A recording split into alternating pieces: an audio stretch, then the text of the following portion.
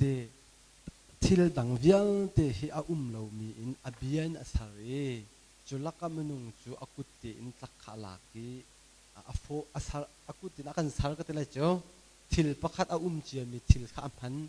chu cha chun a lo mi zong asar pho ko mi ruanga a mi amhan na khe adang na ken zai khida sul mangai deu nak singa say they dang bel te chu ka akain abian achim menung asar tek tu achon lei dip khala afiang chang mi wen zo ko du mi cho evila adam swan nak an tua te ka ati mi cho lei dipin lak nan si cha lei dipan nan kial lai ti ati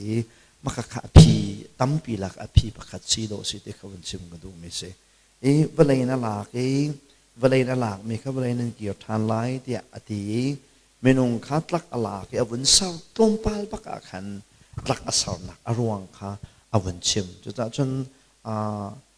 valai ya lak mi si cha valai kan kial lai nak mel chat nak cha valai na lak e sar mi kan si ti ka pakhat nak chu na pan hi nak chu abian chim mi kha song loi lo ti nak to salo na in efisa zonga pol en nol tham mi chu kan ni chu pathian ku chuak kan si ya ti te ka khin bia zong chama thiam cho so ko nan pathian che bia se mi bia ni abian thil asar mi khal akut asar mi kha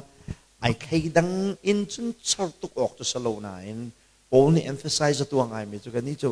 pathian ku chuak kan si ti pathian nuai mi kan si ati nak ni